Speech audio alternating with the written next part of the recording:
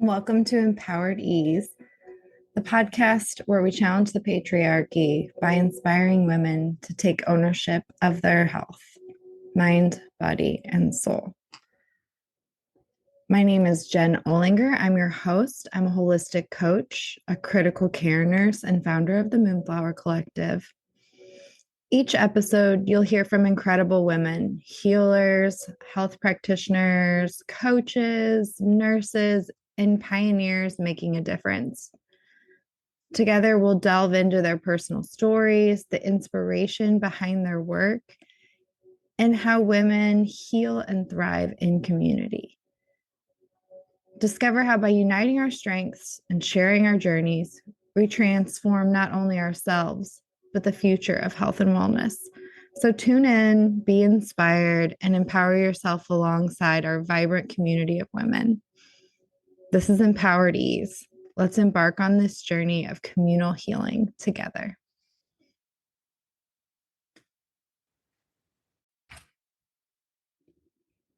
Hello, and welcome back to another episode of Empowered Ease. I'm Jen Olinger, and today we have a truly inspiring guest whose life journey and professional achievements embody exactly what this podcast is all about: empowerment, transformation, and finding harmony in all of life's transitions.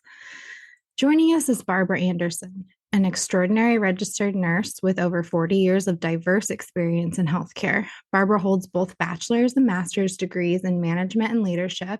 She's a certified executive and life coach with deeply rooted with a deeply rooted understanding of healthcare leadership and the challenges faced by healthcare workers. In the last decade, Barbara has expanded her reach, becoming a traveling healthcare consultant. She has effectively guided physicians and nurses towards clinical documentation excellence and performance improvements while gaining a unique perspective of the current challenges facing the healthcare field. Barbara is not only professionally accomplished, but personally, she has embarked on a journey of exploring emotion, energy, and holistic approaches to life and health.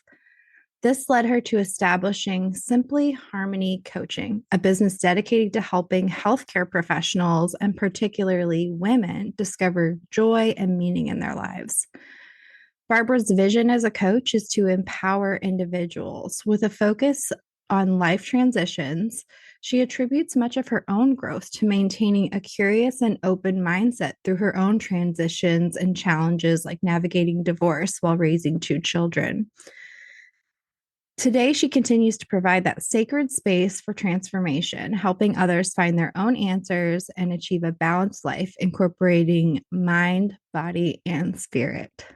So, without further ado, let's dive into a conversation with Barbara Anderson and learn more about her journey and insights.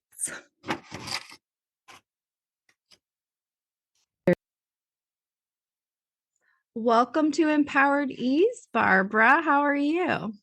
Great. Thanks, Jen. I really appreciate this opportunity to talk with you.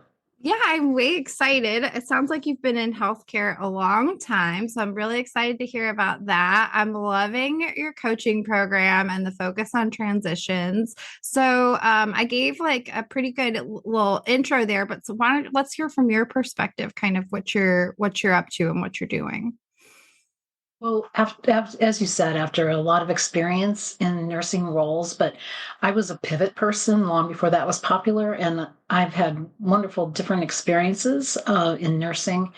And the last 10 years was as a healthcare consultant. So I was working with physicians and nurses across the country and even a little stint in Canada um, with physicians and nurses around documentation. But I could see and hear, the issues are all the same. The healthcare system is broken, as we know, and people are really challenged. And it's especially falling on nurses and all healthcare workers, really holding things up while hopefully we figure out our health system and take it to a better place.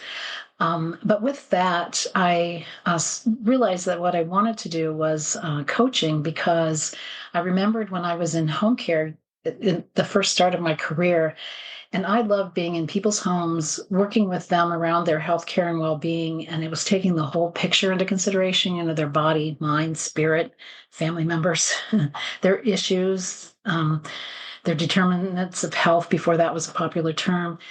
And I realized I wanted to get back into that, where kind of working one-on-one in a sacred space, allowing them to talk and vent and work through. And what I really figured out is, especially through my career too, is people really know their own answers, but they a lot of times don't have a space to talk it through, or focus on some of the right tools, or how to get there in an easier way. And coaching does help with that. And so and then when I got training as an executive and personal coach, I just felt like I was home, because it's just right up my alley.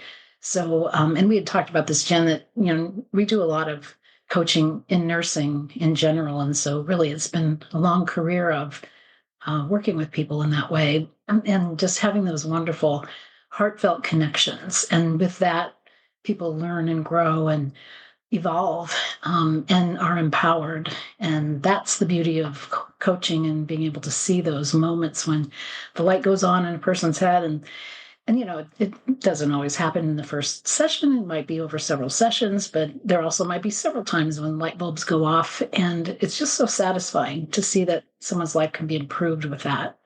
Yeah, I find a lot of my clients have light bulbs early on, and then we spend a lot of the time like trying to maintain that because, like are trying to figure out how to keep that up. So I love that. Now you said something that I'd never heard before, but a pivot person. What do you mean by a pivot person? There's a lot of talk in nursing, especially on LinkedIn. I see a lot about pivoting from the bedside for nurses, because a lot of times in the nursing role, you feel that you're not going to be a nurse, you're going to lose skills. The expectation would be that you stay at the bedside so you don't lose your skills, so that you have a job that, that sort of thing. But a lot of nurses feel stuck there. And what I found, there's so many opportunities in nursing, and to be able to explore them and be open to that. And, we may talk a little bit about this down the line, but I really believe in a growth mindset, and that's being curious and being open Mm-hmm. to learning and growing, because that's what feeds us, I believe. And that definitely happens when you pivot roles, and keep. I kept looking for what worked better for me, and sometimes it worked, for a couple of years, and then I felt like I needed to move on. And for me, it was interesting because through the different pivots, I found that I was starting to take roles in leadership where there was change expected. They were going to have a new computer system, or there was a change in ownership, and there needed to be some shifts. And so I would take those kind of roles. And so I would be cleaning up things for a couple of years, or starting new things for a couple of years. And once they got into this balance place, I kind of got a little bored. So I was always looking for these new challenges. And that's where finally I ended up in consulting, where I could, do those pivotal roles for one company kind of thing. And at one, I, was so dedicated to do that. At one time, I was even traveling from the Pacific Northwest to New York City every week. And that happened for a year. And now that about killed me. I mean, it's really hard to do your self-care and take care of your own things in that way. But I found too that you find more about a place by kind of living there. And so I really got into what New York City was all about and understand it better. And so that was a benefit as well, to get to know the people and the place in a better way. Mm-hmm. So do you live in the Pacific Northwest now? I do. Where do you live? In the Seattle area. The Seattle area. Now, do you do Mhm. your coaching virtually for the most I part? do. Do Hmm. virtually. I do. Okay. And I saw you specify in mainly healthcare workers and women in healthcare. And I also saw this maybe in leadership. Is that right? Yes. Uh-huh. Yes. And I'm really open to anyone, because it's really all, we have the same needs and the same tools that we can use. So it really is the same. But and my niche really is nursing and healthcare workers, and especially around burnout. A lot of times it's better if you, before you're burned out, to start getting some support and some tools for how to work to avoid that. But sometimes you're in it and you're stuck. And that's where coaching can really help and support. And, that's where I can step in. Yeah, I love that. I wish it was more preventative in healthcare, but the reality is most people are like, hip deep in it. I've been through it several times before we acknowledge as a nurse myself that I'm in burnout. So I love that. And I don't think I would have pivoted away from the bedside, but I definitely can relate with like getting bored and pivoting. Like I pivoted like every 2 years to like a different specialty. I always stayed in critical care, but it was like a different critical care specialty. And then at some point I floated to all critical care specialties. And now I specialize in burnout too, after burning out so bad and going back and doing the job a totally different way with a totally different mindset. I still found like this is not doing what it used to do for me anymore. So I accepted my first job in leadership, which I start next week, which I'm hopeful and excited about, but also a little nervous that it's going to be disappointing and what, in the way that it's part of the healthcare system. So do you have any advice for me as someone like going into leadership and like it's a very big hospital, the biggest hospital system in the area. So like very corporate, big healthcare system. Well, congratulations first off. Thanks. And yeah, I think just be curious and stay open-minded. And another thing is, there really is such a thing as imposter syndrome, and you feel like when you're going into something new, and I think this is especially true for nurses, especially ICU nurses, you always have known exactly what you needed to do. You're coming from a place where you're very skilled, very sharp. You can almost do it in your sleep. Stepping into a place where it's new and it's different, and there are things that you'll be learning and that sort of thing. But give yourself a break. Be really self-compassionate that you can do this. You have the skills needed, or they wouldn't have chosen you. And just take it day by day by day. And before you know it, a lot of these things that were new become older and more you are more skilled in them, and you're bringing your uniqueness of all these different experiences you've had and who you are, Jen, to the table. So watch out, here you come. And just Right. yeah, and listen, hear everything. Use your nursing skills around what's really happening here, what is the root cause of this, and that sort of thing, to try to understand it. And I've navigated the corporate world in a lot of roles, and it can be really difficult sometimes. But look for people that support you. Look for mentors that you can kind of follow their path, how they've succeeded, that sort of thing. Mentorship was really great. Yeah, that's a great advice. That's really great advice. Um, so when you say you work with mainly women in healthcare, do you say there's like a theme that women are coming to you to work with you at a certain point in their life, or is it mainly burnout, or what are the kind of people that you're working with? What do you see most commonly?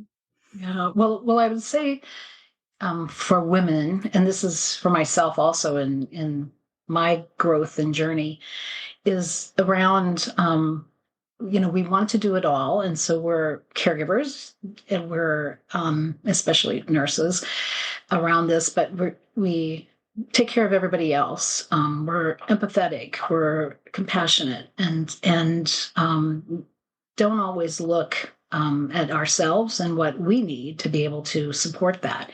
So we forget that we have to take care of ourselves, because if we have nothing to give, we're not going to be that effective working with others and trying to accomplish our goals, because we're trying to hold down a job, we often have family responsibilities, might even be taking care of parents at this point. I see kind of different ages, but it's mostly midlife, I would say. um, when you start asking those questions more, like what about me, and what else can I do to have a more joyful life, that sort of thing. I could see that for sure. I mean, there's so much that happens at this age, like hormonally, and then like just your values are shifting, and as givers, that gets hard at this age too, with like the hormones at play. So is there something specifically in your life that led you on a personal level to get more interested in like the more holistic aspect of, like, I saw I think on your website it was talking about like the mind body connection and taking a more holistic approach. So I'm just wondering what inspired you to go that route from being in healthcare for 40 years. Sure, sure. And I would say I would also go back a minute and just add that I do work with men as well, and Mhm. because they're also kind of waking up at different times in their lives, to try to find more empowerment themselves. And we all Mhm. have the masculine, feminine energy in us, and sometimes, most of the time, we're out of balance in those, whether we're female or male. So working through that, can be very similar for men. They have different issues, but also can work with them. What really happened for me, and this happens a lot for women, is, a change in my situation, or where it all kind of came to a head when I went through a divorce. I realized that I had a couple small children, and I wasn't getting what I needed as far as support, and something had to give, and that had to be it. Mhm. And so then going through that situation, the grieving of it, that you really don't have time for, because get up and go, you have to take care of your family, and trying to figure out who I was after I'd been guided into this box of marriage, really. And it wasn't the path that I wanted at that time, at least with this person. And it was really challenging, because it was against my religion to get a divorce. Family didn't Mhm. really support that. I also was living in Hawaii at the time, and I think that led, which is a beautiful place, wonderful time in my life, actually, being so close to nature and such beauty, and all of that. But there's a very spiritual component to Hawaii too, and I think that also affected me. And so there was a lot of availability of spiritual paths to explore, which I did. Took intuition classes, Ooh. and found that, as women and as nurses, we can be very intuitive and not realize it. We listen to our gut feelings a lot, but that we all have this ability and we can develop it. And so I've kind of spent my life continuing to develop that intuition, and it helps me a lot in my work and also in my self-care, because I'm more in tune to what it is I need. On what level? Is this a body thing, a mind thing, a spirit thing? Maybe it's all of it. Being more attuned to that. And so, the intuition development is just crucial. And I see it even more in this day and age, where there's so much outside noise. We really need to learn more and more about going inside, and what is our guidance telling us, because the outside world is kind of a mess at the moment. And it's also important that we keep evolving ourselves, because that's the best gift we can give to the world. I mean, we're here on the planet, and while we're here, what can we do to continue evolving, continue to grow, and then, help this world, that we're in. So in spite of all the noise, continuing to grow ourselves. The other thing I really got interested in was energy. It kind of goes along with the intuition too, and about what's happening with your body and that sort of thing, and energy healing, and working with crystals, and different modalities like, tapping. I don't know if you're Mm. familiar with that. Mhm. There are so many tools. That's what I've discovered is in my journey. Lots and lots of tools. And what I like to do in working with a client is, if whatever they're open to around that is, trying different things that might resonate with them, because it can get overwhelming that there's so much out there, but you can find the few things that really support you, that really help you to learn and grow and develop, and make life easier. I love that you said that. I love learning about intuition. I read this book. I think I have it in here. What's it called? Yeah, I think it's called Blink. Have you heard of that? That's good. I haven't read it yet, but that is a good one. I loved it because there's just times as a nurse when you can walk, if you after you've been doing it a while, where you can walk in a room and know something's off, but you cannot always identify what it is. And when I read that book, it was just talking about how like there's this whole part of your brain that is like processing all this information around you on a subconscious level, that it's not like woo woo. It is, you're picking up on these subtle cues that you don't even know you're picking up on. And you have like this supercomputer, and how like how accurate intuition is. The book is so good because it tells you there's some times where you shouldn't trust that. There's times where it can get crossed. But for the most part, and I love this because this is a lot of what coaching is about too, right? Like a lot Mhm. of us know what we Yes. should be doing, or we're afraid of acknowledging that thing we know. And it's a lot about like getting people comfortable enough to talk about that, to get there, to own what they already know. And so that, I don't know, it's just like learning about the science of it just is like so interesting to me. So I loved reading that on your website. I also loved reading about this concept of like the balanced masculine feminine energy. So tell me a little bit more about that. We all have both energies within us, the part of us, and this is why, women can be leaders and men can be caregivers. Caregivers. Yeah, because we all have that ability within us. We just, it's trying to sort out what have we been trained, and what's really ingrained in us around the genders. Because if we can find more of that balance within us, where at times we use our logic side, sometimes we use our creative side, but how can we integrate that in our body in a better way, in our mind, and soul even. So exploring that inside, and so it's both male and female in all of us, and supporting I love that. that. Finding that balance. Now, so I have had a couple different nurses on my show or on the podcast, and two specifically I'm thinking of that work a lot with healthcare workers. And both times we had conversations about how difficult sometimes it is to get nurses to take care of themselves. Like sometimes we're one of the hardest populations to get to like take action on our own healthcare. And I don't think this is true anymore, but back in the day, like nurses used to be about among the highest like smoking population because we're such like stressful jobs, yet we know we're pretty educated on the health effects of that at the time. So I'm just wondering what your experience or insight is into that. Well, I agree with you. That's what I see as well. And I've known it for myself that, we're the last to take care of ourselves. But and in my coaching with folks, we talk about that, and I can see that clearly and quickly.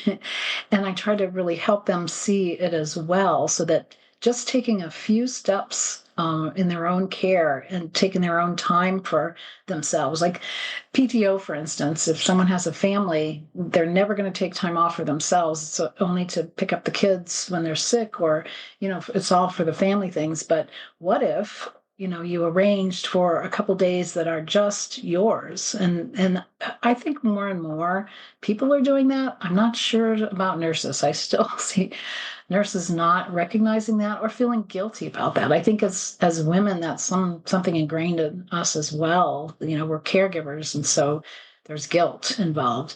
And I saw, even Michelle Obama recently spoke about how once her kids were grown, and her husband was president, and we're all not wives to the president, but she put a lot of her own things on hold. I'm sure she still took some vacations and that sort of thing, but the bottom line is she's still now at this point looking at, how to better take care of herself and how she wants to grow. And what if, we did that all the time? What if, your partner really recognized that you need to grow and you need this time as well as they do? And it would, I'm sure, be a much better partnership. But when we are, the nurses on the units and doing our job and have family and have all these responsibilities, we really have a hard time taking the time to even stop and look at ourselves and look at what's going on. That's why I see too, and I'm sure you do, self-reflection besides self-care is the other thing that we're not really good at. Mm-hmm. And so taking the time to stop and ask yourself questions and get closer to your emotions and what you're feeling, Journaling is a huge help for Mhm. that. But in our sessions, we do that too, just talking about it with someone and coming to some realizations how you're not really in tune with who you are and what you want. Because if someone asks you a question and you're not even able to answer it, what you want, that means you need some time to think about those things and figure that out because you'll just be on a hamster wheel unless you have some direction, in your life. The other piece of that too is knowing what your values are. What are your top priorities? Knowing your 5 top priorities and then always bumping every decision you make up against those priorities. So if family's a priority, great. If your job is a priority, but making self-care one of those might be a great move, but it's all very personal and it's all very customized in these discussions that we have. And the plan is very much what works for that person and where they want to go with it. But first they got to figure out where they do want to go. Yeah, I love there's another coach that's been on the podcast before that talks about like how many people that she meets, her name's Micah, that when she asks them what they want, like that is the hurdle for so many people. They haven't even stopped to ask themselves that question in a long time. And I Mhm. love also that you mentioned like the guilt that comes along with caretaking and obviously overlaps into nursing because I think that does play like a huge role. And also in burnout, that I feel like a lot of nurses are trying to, like, because a lot of units are understaffed. And I feel like a lot of nurses are picking up extra shifts and maybe not always um, in like a self-serving way, but in a way to like save their unit, which they're burning themselves out for a problem that they're not fixing too. So like that's one thing I always like to say on here, like it's not your job to fix the staffing issues Right, on your right. unit. Don't pick up extra shifts because you're in the long run, I think you're actually probably hurting yourself more than you're helping. But I see a lot of nurses picking up extra shifts because their units are short. I don't know about you. Yes, and that's the thing is just saying no, being able to say no. Yeah. Mm-hmm. So I noticed a lot of mention talk about like transitions. Are there any transitions that you specifically like? I know you talked about your divorce and I know some people are transitioning out of healthcare, but are there any transitions that you're working with people regularly on or? No, I'd say it's a lot of different things. It might be they're looking for a new job, but again, sorting out what it is they're wanting this next step of theirs. Um, it might be now they're out of they've gotten their higher degree. Where do they go from here? Some business people who are taking a look at what their direction is going to be in that way. But it's we have so many different kinds of transitions Mm-hmm. that it is varied. Yeah. Mm-hmm. I like okay. So do you have any advice for healthcare workers who might be feeling burnt out and yeah, looking for a little more support, feeling like they're in a transition and might need coaching? Give any advice for them on what they can do at home? Sure. You know, a lot of this you can do yourself, but you can be helpful with another person being there to be your guide and your support. But to start with, it's the self-reflection idea, and just sitting with yourself, knowing that you want to understand yourself better. Going with that intent. And so you ask yourself, a few questions, what is it I like about my life right now? What is it I don't like? If I could change one thing, what could I change? What would I want to change? And then visualization is another important key too, where you can imagine what your better life looks like. And you might get some insight on, okay, how do I get from here to there kind of thing. Mm-hmm. The other really important thing about nursing especially is that you are faced with life and death sometimes daily in your role, and the responsibility of life that a lot of people can go to other jobs and it's not a life or death situation. With nursing, a lot of times it can be. And realizing those emotions that you push down when you go from room to room, not really dealing with the emotions that you felt with the client you had, the patient you had in the past room, and so that's where journaling again on a long-term basis for nurses would be good because at the end of the shift, just writing down some of those emotions you felt. Some people can't define emotions. We're not really trained, on what the emotions are, how to label them. That's another thing I work on a lot of times with people is, what is that feeling you're feeling right now? And some people have a hard time naming it. But when we get down, well, oh, that's frustration. Then you're getting kind of to the root cause of things. So I encourage that for the journaling to really try to understand. So kind of keys around being resilient. Resilient is what we want to achieve, to be able to kind of be like a bamboo tree and flow with the tide and adapt with things. To be at that place, you want to be very self-aware, and to have that, you want to really pay attention to self-care, have self-compassion, which means that empathy that you're showing to others, show to yourself, treat yourself like your own best friend. And there's another one, mm, self-care, I said, yes. Mm-hmm. Mhm. And oh, that's self-reflection. How can I forget? Self-compassion, self-reflection, and self-care. Those are the main like legs to the Yeah. stool of resilience. Yeah. Great. That's great advice. What else did I want to ask you? Oh, I know. So tell me a little bit about the kind of coaching that you do. I know you said you do some group coaching. Do you do one-on-one coaching? I do. Uh-huh. And what a session like that might look like is, mainly listening to someone's story, kind of where they're at right now and where they see at that moment that they'd like to go. And, we kind of work through that. We set up a plan and some actionable steps to get there. But this can take a couple sessions. This can take different tools to be able to draw that out and get that understanding. But it starts there. And then it's really working with the client to understand what kind of actions would work for them in their own life and how to make some changes that they can start right away seeing are helpful to them.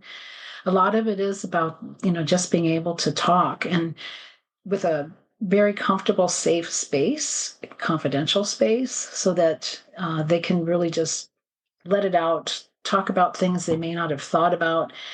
And really, the bottom line is that people have all their own answers. They just need some guidance, perhaps, to pull those out. We all have our own answers within, really, I believe. Mm-hmm. So what kind of group coaching do you do?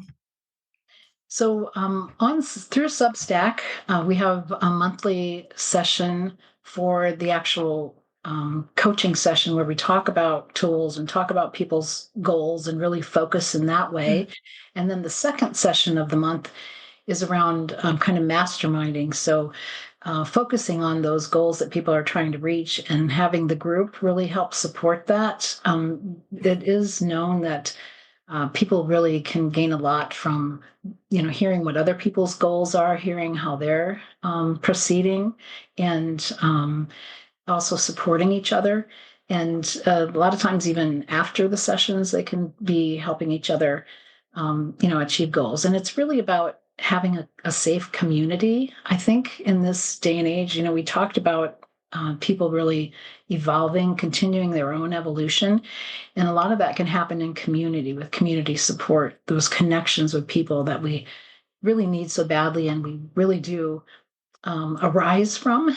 And so that's really an important piece of the group coaching. And then I also have and I also have this free feminine rising circle, and that's every month as well. And it's another place where just community space is held and exploring the feminine side of things and how we want to rise in this time. And women are already doing it. Each person coming already has, what they're working on. But it just helps kind of expand the whole idea and helps the group grow even more exponentially than they would alone. So it's really exciting to see that and be in that space. So both of those So is that things. open to the public or are those all part of your coaching program? Is the like feminine rising open to the public or yeah. It is open to the public. Uh-huh. Okay. If Yes. someone were interested in that, where would they find that group or more info on that? Um, I have a flyer. It's out on LinkedIn on my profile page. Okay. That's where it is. And I'll put a link to that in the show notes then to your LinkedIn profile in case people want to join that. Okay. And I do want to add that for that Feminine Rising, another coach is joining me, and she's also a nurse, Angela Johnson, and she has this great, wonderful energy. She actually is in Greece right now with her family, living there temporarily, and so she brings kind of this whole different energy to the group, and that's really kind of fun. And she's a transformative coach as well. Love that. Love that. I want to come to one and see what it's like. Yeah, be Barbara, glad you to have have like you. the most grounding energy, even just talking to you. I feel so calm and at peace. Oh, thank you. I like you should That's record meditations or something. I'm like, oh, I just find myself feeling so peaceful talking to you. I love it. Oh, thank you. And I do a lot of work for that, so I really appreciate that feedback. I Yeah. do a lot of work to have my own calmness. It's definitely working. I feel it like in my spine. I feel just like at ease hearing you talk. Like I don't know what it is, but I love it. And my intention is that everyone who ever watches this will have the same feeling. I think they will. I think they will. So I ask everyone this, Barbara, but what do you do for self-care like when things are out of control or things are getting really bad and you just need to like your go-to self-care thing? What is it? Mhm. I have to say that, I certainly don't have the stressors that I've had at younger periods of my life. So, it doesn't compare to what a lot of you nurses are going through. So I'm able to have more of a calm life at this point. But certainly there's crazy stuff happening in the world, and I definitely tune out of news. I try to stay just a little bit aware, enough for safety reasons, but not getting entrenched in it. I know were times when I might have the TV cable news on for a while. No, don't do that anymore. Um, and really focusing more on my life and what I can do. And so there's a lot of internal things. I do journaling. I also meditate every day. I love affirmations. That's part of having a positive growth mindset is, trying to reframe your negative thoughts that come through your head. And I'm still, this lifetime, it'll take a lifetime, if not longer, to figure things out. For myself, I've been through a lot, I've done a lot, but we're always learning and growing. And so, um, I still, look at different spiritual practices, explore that. I love sacred sites, and I don't travel as much now. So even just watching on YouTube, it's like you're there. This virtual world is pretty effective too. Cool. Yeah, and visualizations, just yeah.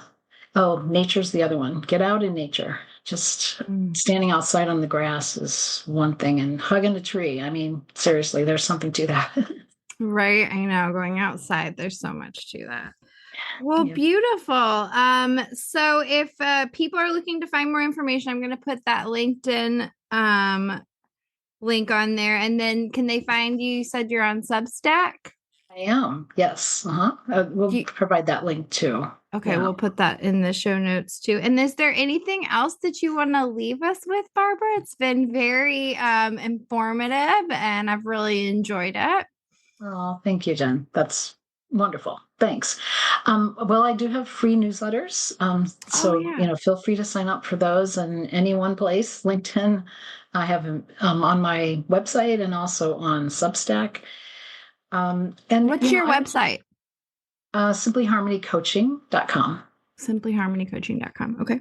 Mhm. And you can email me at barbara.anderson at simplyharmonycoaching.com. Okay.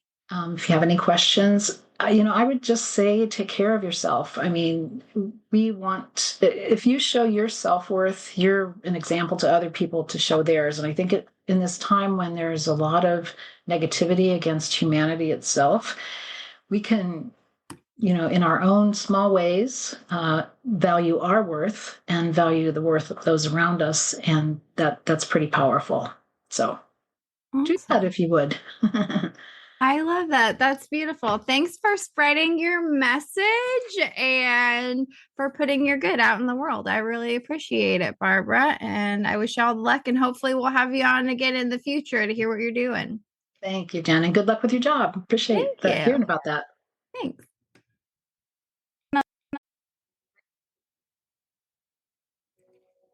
Welcome to Empowered Ease, the podcast where we challenge the patriarchy by inspiring women to take ownership of their health, mind, body, and soul. My name is Jen Olinger. I'm your host. I'm a holistic coach, a critical care nurse, and founder of the Moonflower Collective. Each episode, you'll hear from incredible women, healers, health practitioners, coaches, nurses, and pioneers making a difference. Together, we'll delve into their personal stories, the inspiration behind their work, and how women heal and thrive in community. Discover how by uniting our strengths and sharing our journeys, we transform not only ourselves, but the future of health and wellness. So tune in, be inspired, and empower yourself alongside our vibrant community of women. This is Empowered Ease. Let's embark on this journey of communal healing together.